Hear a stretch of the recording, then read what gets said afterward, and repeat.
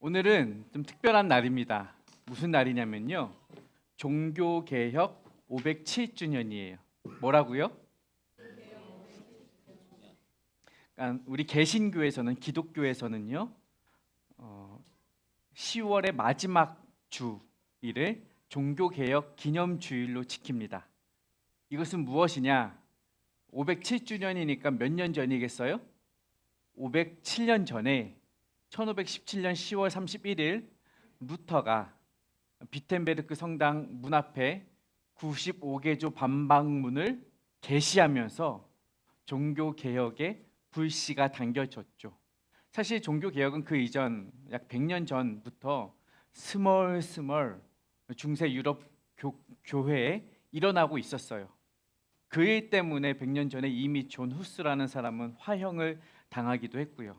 종교를 개혁하겠다는 마음 때문에 이러한 종교 개혁의 불씨를 당긴 것이 바로 루터였죠.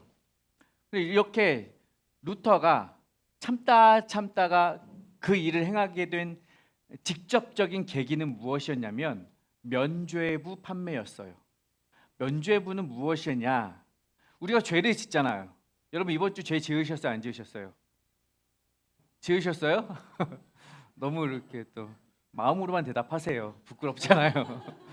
저도 이렇게 마음으로 대답할게요.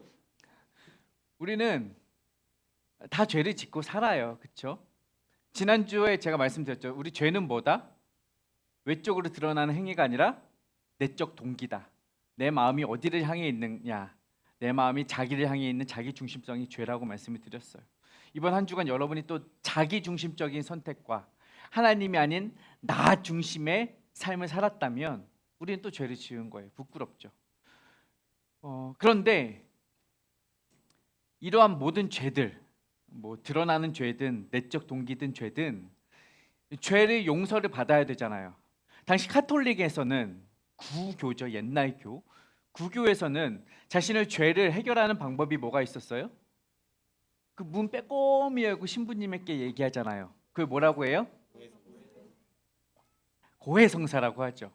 고해성사를 하면 또 죄를 용서받는다 이런 것도 있는데 그런 거 다 필요 없어. 신부 일일이 찾아갈 필요도 없고 너 부끄러우니까 다 말할 필요도 없어. 어떻게 하는지 알려줄게. 이 종이 한 장 사면 돼. 면죄부라는 이 종이 한 장을 사면 너의 모든 문제와 죄가 해결될 거야 라고 하는 거예요. 조금 더 쉽게 내 죄를 면할 수 있는 거죠. 면죄부예요. 왜 이걸 팔았느냐? 당시에 대형 성당을 건축하려고 했던 교황 레오 3세가 돈이 모자란 거예요. 중세 교회들 얼마나 크게 멋지게 화려하게 지었는지 아시죠? 그걸 지으려고 하니 돈이 모자라요. 돈을 어디서 걷어와요? 이걸 팔아서 충당하겠다라는 거예요. 면죄부를 많이 팔아요. 너 큰 죄 지었어? 야, 1,000원으로 안 돼. 너는 좀 비싸니까 좀 10,000원 정도 사면 돼. 이런 식으로. 내 마음의 양심이 가책이 크면 한 10만 원 정도. 아, 지난주에 좀 더 큰 죄를 지었으면 한 1,000만 원 정도. 우리가 지금 면죄부 팔기 시작하면 우리는 저기 옆에 좀 더 큰 건물로 이사할 수 있을 것 같은데 다 죄 지으셨으니까 그렇죠? 이러면 안 되겠죠. 그 당시 교회가 그렇게 했다는 거예요. 이것을 루터가 보고서 이건 아니다. 이건 아니다.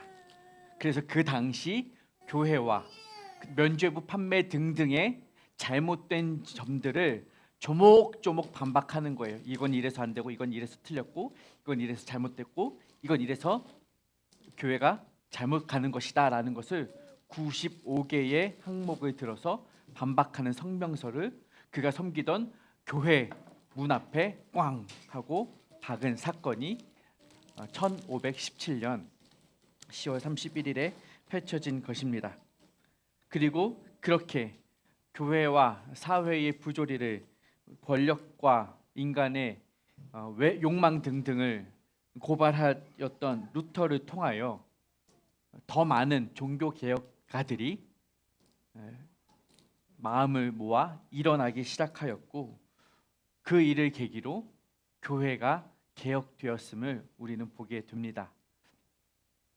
그리고 오늘 종교 개혁 기념 주일을 통해서 그 종교 개혁가들의 마음을 말씀을 통해 다시 한번 되새겨 보려 합니다.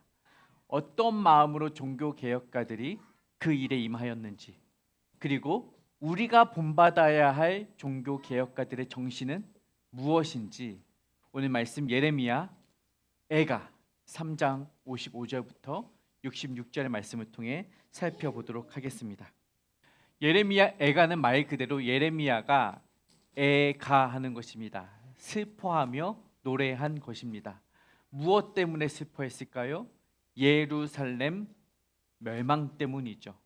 나라가 멸망당한 것, 백성들이 죄를 지은 것, 그로 말미암아 나라가 멸망당하고 이웃 나라에 포로로 끌려가는 것에 대해서 슬퍼하는 노래를 지은 거예요.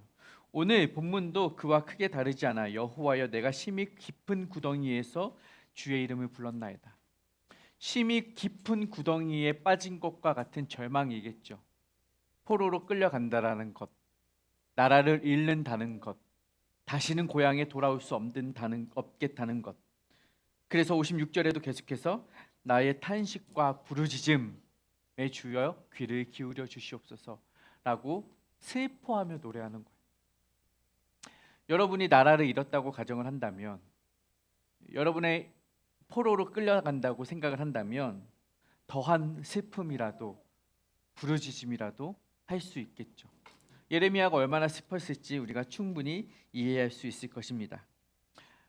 그러한 내용들이 예레미야가 전반에 펼쳐져 있는데 앞서 앞에 있는 바로 2장에서도 똑같은 이야기들을 기록합니다. 2장에서는 공동체의 멸망, 이 나라가 멸망하게 되었습니다, 이 예루살렘이 멸망하게 되었습니다라고 아파하며 노래를 했는데 3장에서는 약간 그 시점이 달라져요. 3장 1절을 함께 읽어보겠습니다. 여호와의 분노의 매로 말미암아 고난 당한 자는 나로다. 누구로다? 누가 고난 당한다? 매 맞는 게 누구다? 나라는 거예요. 자, 앞서 설명드린 대로 지금 이 일 때문에 고난 당하고 고통받는 것은 예루살렘이고 온 백성이고 이 나라이고 이 민족이에요. 맞습니까? 맞아요. 심지어 예레미야는 그 고통을 방관하지 않으려고, 그 고통을 당하게 그냥 내버려 두지 않으려고 열심히 하나님의 말씀을 전했다라고요. 그랬는데도 백성들이 돌아오지 않아 심판받는 건 그 백성들이죠. 엄밀히 말하면. 그런데 예레미야의 시점이 지금 달라지는 거예요. 그 고통을 받는 것, 그 매를 받는 것은 그 사람들이 아니라, 그 백성들이 아니라 나입니다. 오늘 본문에서도 여러분이 주의해서 읽으셨다라면 느끼실 수 있는 건데, 오늘 본문이 55절부터 66절까지 12절을 읽었는데요, 여기에서 히브리어로 나라고 표현되는 아니라는 히브리어 단어가 정확히 16번 등장합니다. 나의 부르짖음에 나의 탄식에, 나의 아픔에. 예레미야는요, 이 공동체가 고난을 당하고 있지만, 이 공동체가 고통을 당하고 있지만, 이 공동체가 멸망을 향해 가고 있지만, 그 매를 맞는 것은 그 공동체, 그들, 저들, 그 사람들, 제3자가 아니라 바로 누구다? 나입니다. 오늘 우리가 기억해야 할 것은 바로 이것입니다. 예레미야는 이 멸망당하는, 고난당하는 제3자의 백성들을 그들로 두지 않고 그 입장을 자신에게로 끌어오고 있다는 사실이에요. 예루살렘 모든 백성들의 아픔이 바로 나의 아픔이라는 것입니다. 지금 바로 예레미야가 갖고 있는 공동체 의식이죠. 공동체 의식. 그들과 내가 함께 연결되어 있다라는 운명 공동체 의식입니다. 따라하십시오. 운명 공동체.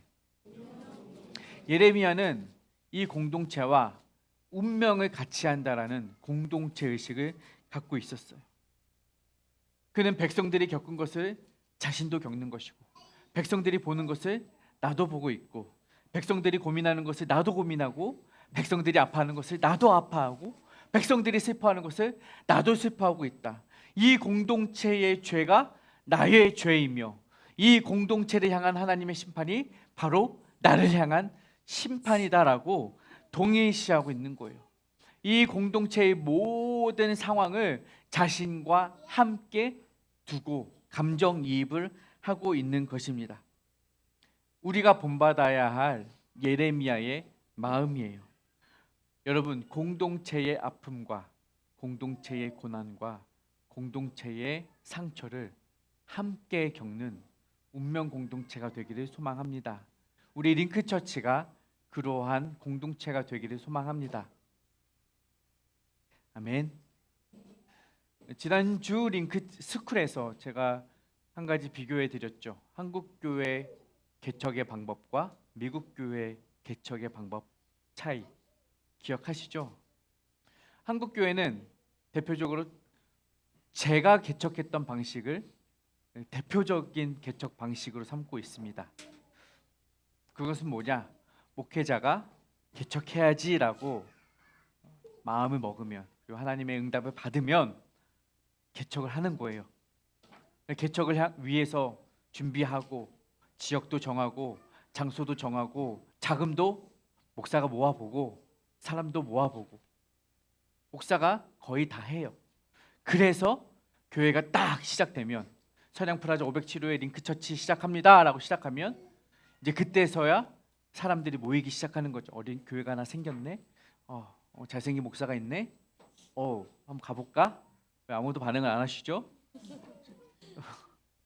그렇게 해서 성도님들이 한 분, 두 분 찾아오시는 거죠. 와봤더니 목사가 잘생긴 것만 아니라 말도 잘하네.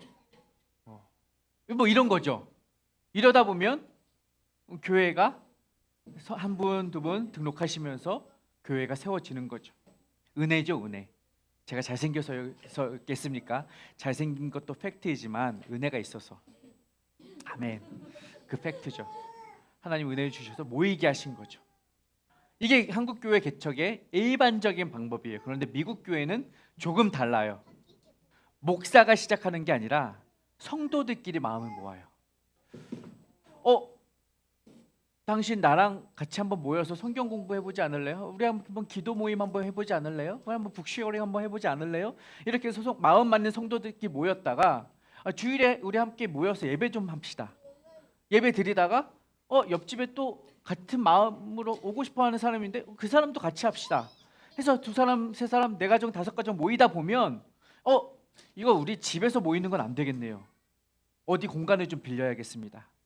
다른 교회 11시 예배니까 우리는 9시에 거기 빌려서 한번 예배합시다. 혹은 오후 2시에 빌려서 예배합시다.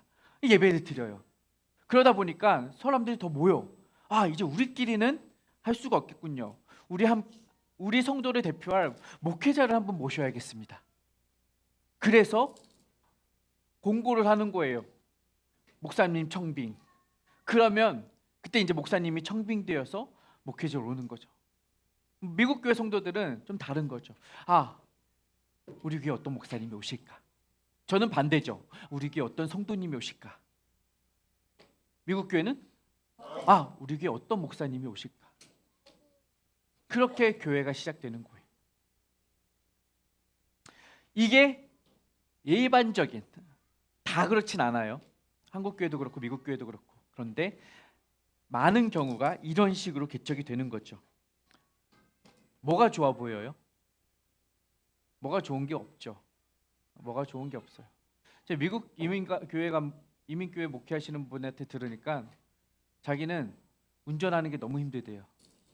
미국 교회에서 이제 한국으로 자꾸 출타하시는 성도님들이 공항에 픽드랍 해달라고 자꾸 연락이 온대요. 목사를 운전기사 정도로 여기는 성도들이 많아요. 미국 교회. 왜 그래요? 이렇게 생겼으니까. 우리가 교회이고 당신은 우리한테 월급 받는 사람이니 이런 것도 해줄 수 있지. 이런 생각까지 생기는 거예요. 물론 미국 교회의 발생과 기원이 이렇기 때문에 이런 모습도 생겨서 폐단도 생기지만 그 교회가 가지는 장점도 분명히 있죠. 미국 교회가 가지는 장점. 어떤 교회의 성도들이, 미국 교회와 한국 교회 성도들 중에 어떤 교회 성도들이 교회에 대한 애착이 더 크겠느냐 이거죠. 어떤 교회 성도들이 그 공동체에 대한 애정이 더 크겠느냐 이것입니다. 물론 여러분들도 링크처치 사랑하시겠죠. 그런데 모르긴 몰라도 자신이 직접 세운 교회와 남이 세운 교회를 다니는 성도들의 애정의 차이는 분명히 있을 거라 생각을 합니다. 미국 교회 성도들은 다르겠죠. 이 교회는 내가 세웠어. 이 교회는 우리가 함께 시작했어. 저 성도님은 내가 데려왔어. 이런 마음이라면 공동체 애착이 더 크지 않겠어요? 서로 막 더 끈끈해지지 않겠어요? 좋았을 때는 당연히 더 좋을 수 있을 것이고, 만약에 교회가 아픔이나 상처나 어려움이나 고난을 겪으면 어떻겠어요? 한국 교회 성도와 미국 교회 성도의 반응이 어떨까요? 그것도 조금 다르지 않을까 생각을 해요. 미국 교회 성도들은 운명 공동체라는 의식이 있겠죠. 이 교회 내가 어떻게 세웠는데, 이 교회를 처음부터 지금까지 인도하신 하나님의 은혜를 경험했잖아요. 이대로 교회가 무너지면 안 되잖아요. 이대로 교회가 아파하면 안 되잖아요. 이대로 저 성도가 나자빠지면 안 되잖아요. 얼마나 안타까운 마음으로 교회를 위해 기도할까요? 얼마나 뜨겁게 모여서 기도를 할까요? 얼마나 헌신적으로 교회를 위해 섬기겠습니까? 얼마나 열정적으로 교회를 위해 봉사하겠습니까? 자신의 것을 떼어서 나누는 것이 아까울까요? 아깝지 않아요, 그들은.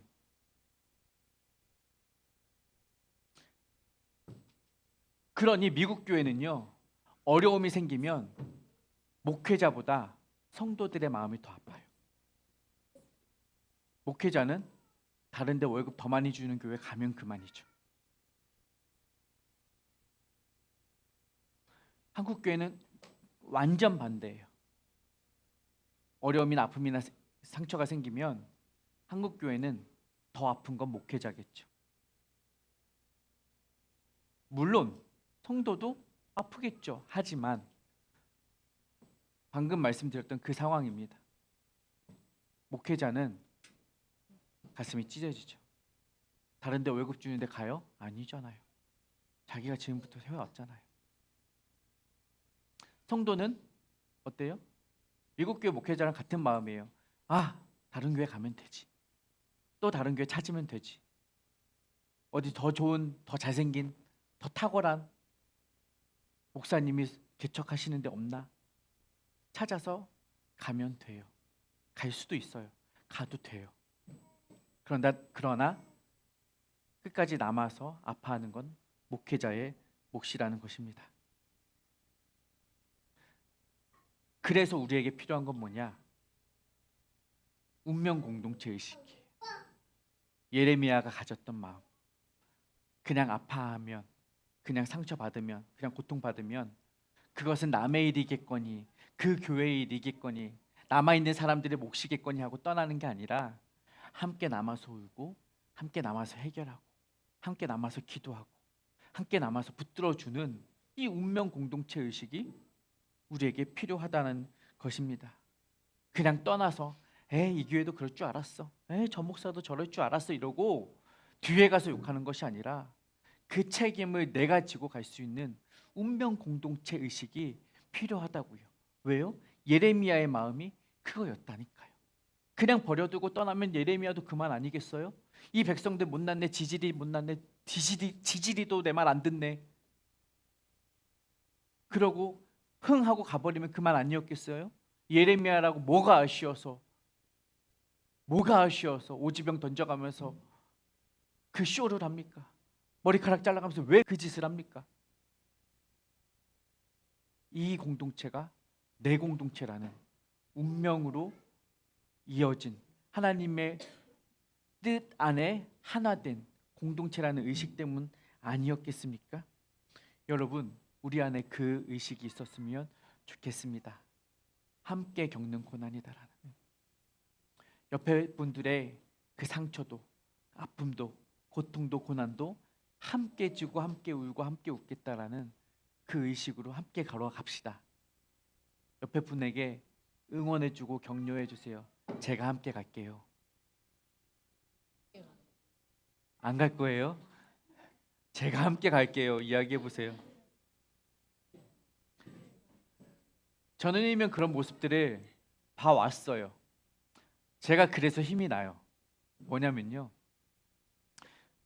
이 이야기를 안 할 수가 없고 이 역사는 우리 링크처치 역사에서 빠질 수가 없는데, 인테리어 사장한테 사기당해가지고 속아가지고 그, 그 공사판에서 콘크리트 바닥에서 먼지 바닥에서 예배할 때 오신 우리 이혜정 지사님, 내일이다 생각하시고 퇴근 후에 맨날 와가지고 작업복 입고 페인트 발라가면서 시멘트 발라가면서 오병헌 지사님 오셔가지고 같이 그렇게 먼지 뒤집어 쓰고, 건강 괜찮으신지 모르겠어요. 저는 그때 이후로 한 10살은 늙은 것 같아요. 그리고 그때 밤마다 간식 싸다 나르셨던 이소정 지사님, 저는 다 기억합니다. 그 교회가 시작하기 전에 이인혜, 정유진, 강영수 모여가지고 맨날 회의하고 교회에 대한 꿈을 꾸던 그 시절을 저는 잊지 않습니다. 공동체 의식이죠. 성도들이 거의 없었을 때, 아무도 없었을 때 김선미, 황혜지, 원희 하나 와가지고 예배의 자리 채우면서 3명, 4명 두고 예배했던 그 시절을 저는 잊지 않습니다. 운명 공동체죠. 끝까지 자리 지키며 끝까지 함께하며 끝까지 이 일을 같이 가겠다라는 그 마음으로 이 교회가 지금까지 세워진 것입니다. 이게 가족 의식이고 공동체 의식 아니겠습니까?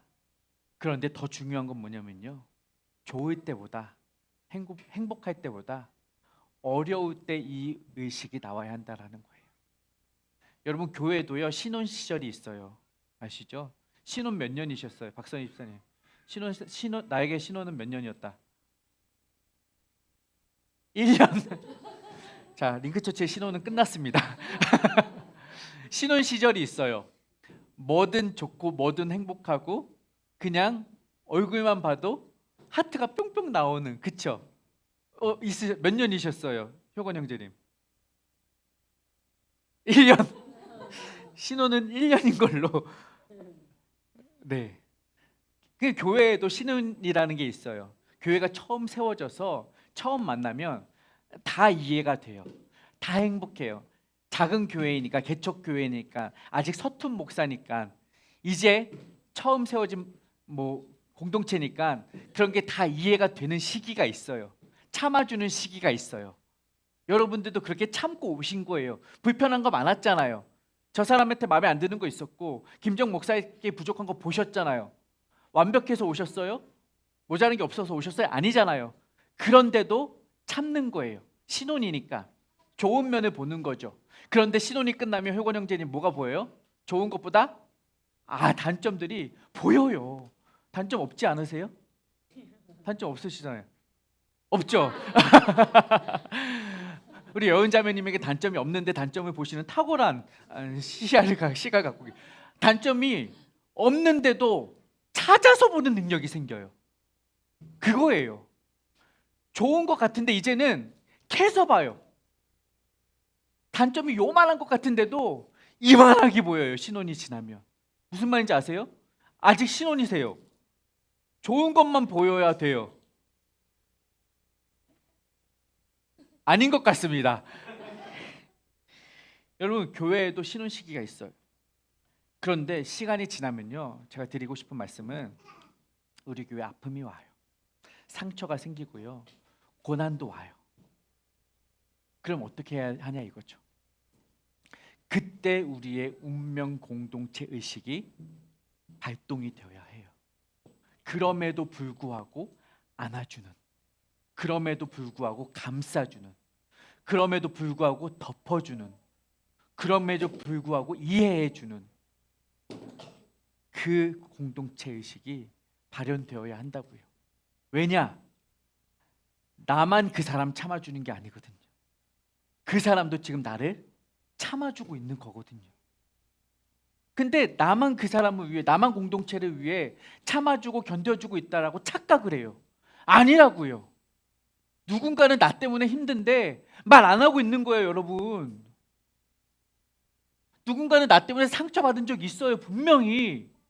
근데 사랑으로 이해해주고 있는 거라고요. 그 마음이 필요하다고요.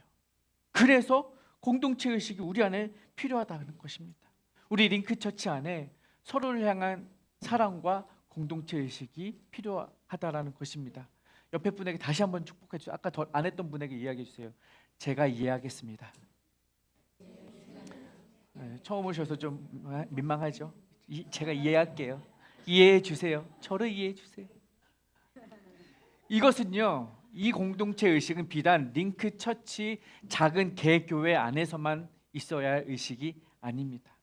우리는 이 마음을 한국 교회와 전체 민족과 나라에까지 이 공동체 의식을 확장할 수 있어야 해요.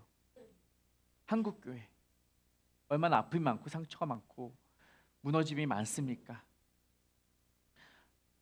이 이야기를 하려면 앞서 말씀드렸던 종교개혁 시대의 중세교회 이야기를 다시 안 할 수가 없어요. 중세교회의 타락이 얼마나 심했는지 여러분은 만약에 여러분이 세계사에 관심이 있으셨다면 충분히 많이 들어서 아셨을 거예요. 중세 당시는요, 모든 사회의 중심이 교회였습니다. 여러분 지금도 중세 가시면 마을의 중심에, 나라의 중심에, 도시의 중심에는 가장 높은 곳에 교회가 솟아 있습니다. 언덕 가장 높은 곳에 가보십시오. 다른 건물들 다 낮지만 교회와 성당은 뾰족한 첨탑으로 그 위용을 자랑하고 있습니다. 맞습니까? 교회는 모든 사회의 중심이었고 그 중심에서 가장 큰 권력을 누렸던 것은 성직자들과 교황이었습니다.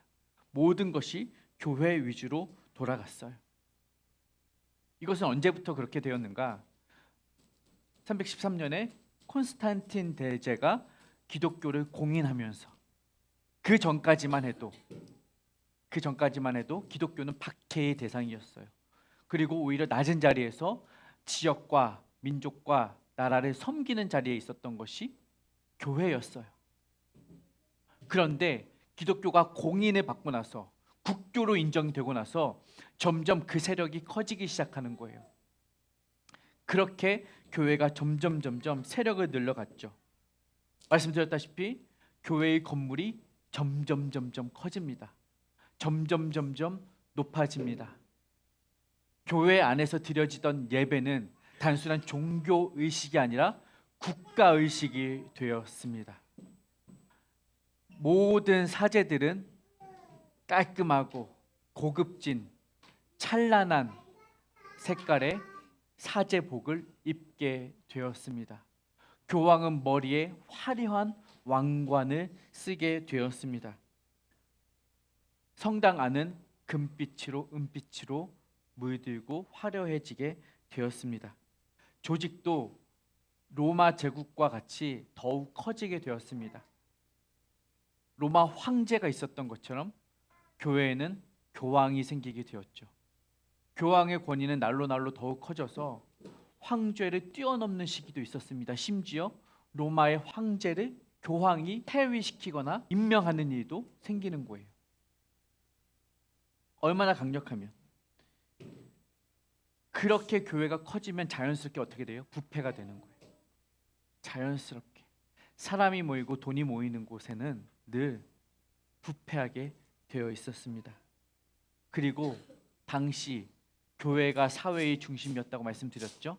교회의 부패함은 사회 전체의 부패로 이어지게 된 것입니다. 물론 그렇지 않은 교회들도 있었겠죠. 건강한 교회도 있었겠죠. 링크처럼. 건강한 사제들도 있었겠죠. 김정처럼. 그런데 거대한 이 교회의 조직의 무너짐과 부패함 앞에서 그 작은 세력들이 버텨내기는 쉽지 않았을 것 같아요. 그러나 그러한 수적인 혹은 세력의 열세 속에서도 복음을 지키고 말씀을 지키고 신앙을 지키겠다라는 거룩한 일념으로 그 무모함을 딛고 일어나서 개혁을 외쳤던 루터와 같은 종교 개혁가들 때문에 오늘날 교회가 다시 세워졌다라는 것입니다. 그들의 마음에는 예레미야와 같은 공동체성이 있어요. 그 시대의 아픔, 그 시대의 무너짐, 그 시대의 상처를 내가 지고 가겠다라는, 나의 아픔으로 인정하고 받아들이겠다라는 루터와 같은 칼빈과 같은, 후스와 같은, 위클리프 같은 그러한 수많은 종교 개혁가들의 헌신과 수고가 있었다라는 것입니다. 한국 교회를 향한 여러분의 마음이 그러하기를 소망합니다. 물론 지금의 교회와 중세 교회는 많이 다르죠. 지금의 한국 교회가 중세 교회처럼 거대한 권력을 가진 것도 아니고, 지금의 교회가 중세 교회처럼 엄청난 부패에 빠진 것도 아니지만, 그럼에도 불구하고 지금 우리가 당면한 현실과 상황 속에서 우리는 분명히 이 공동체를 위해 아파하는 마음과 슬퍼하는 마음으로 기도해야 한다라는 거예요. 위기이거든요. 나도 이 한국교회의 일원이구나. 나도 링크처치의 일원이구나. 그러므로 나도 이 아픔과 상처와 고난 가운데에서도 예외일 수 없다라는 마음으로 함께 부르짖는 성도가 되어야 한다는 것입니다. 저는 아직도 꿈을 꿉니다. 저는 종종 꿈을 꿔요. 교회가 문 닫는 꿈을 꿉니다. 악몽이죠. 왜 교회가 문을 닫을까요? 우리끼리 서로 치고받으면 분열돼서 교회가 문을 닫을 수도 있겠죠. 제가 문제를 일으켜도 교회가 문을 닫을 수도 있을 것이고, 혹은 이단이 들어와서 교회를 회방하면 또 교회가 분열되어 문을 닫을 수도 있을 것이고, 조금 더 현실적인 문제지만 우리 교회가 재정 상태가 이대로 가면 제가 얼마나 버틸지도 모르겠어요. 교회가 문 닫을지도 몰라요. 여러 가지 문제로 교회가 문을 닫는 악몽 같은 꿈을 꿉니다. 그러면 정말 그런 어려움이 오면 여러분 어떻게 하시겠습니까? 여러분은 최선을 다해서 성도 사이의 화해를 위해 애쓰시겠습니까? 아니면 재정적 어려움 가운데 여러분의 금반지라도 팔아서 교회를 위해 헌신하시겠습니까? 이 링크처치를 위해 함께 울고 함께 웃어줄 성도님이 필요하다라는 거예요. 공동체를 위해. 제가 꾸는 꿈은 이런 식으로 문 닫는 꿈이 아닙니다. 교회는 이런 식으로 문을 닫아서는 안 돼요. 저는 다른 방식으로 꿈을 꿉니다. 교회가 문 닫는 꿈. 여기 있는 모든 성도님들이 복음으로 충만하여져서 성령으로 풍성해져서 세상으로 나아가 복음 전하며 각계각층으로 각처로 흩어져서 이 교회가 다 비어 문 닫는 꿈. 그 정도 꿈이라면 꾸어볼 만하지 않겠습니까? 종교개혁가들 말했습니다. 개혁된 교회는 계속해서 개혁되어야 한다. 한 번 개혁으로 끝나지 않습니다. 계속해서 우리는 개혁되어야 합니다. 날마다 교회와 공동체를 위하여 기도해야 할 것이고, 그것이 고난일지라도 아픔일지라도 슬픔일지라도 죄일지라도 내가 함께 지고 가는 책임의식이 필요하다는 것입니다. 그렇게 비텐베르크 성당 앞에 반박문을 박았던 루터와 같이 이 시대의 아픔을 함께 지고 나아갈 이 시대의 종교개혁가들이 되시기를, 그러한 자녀들을 키워내시는 여러분이 되시기를 주님의 이름으로 축복합니다.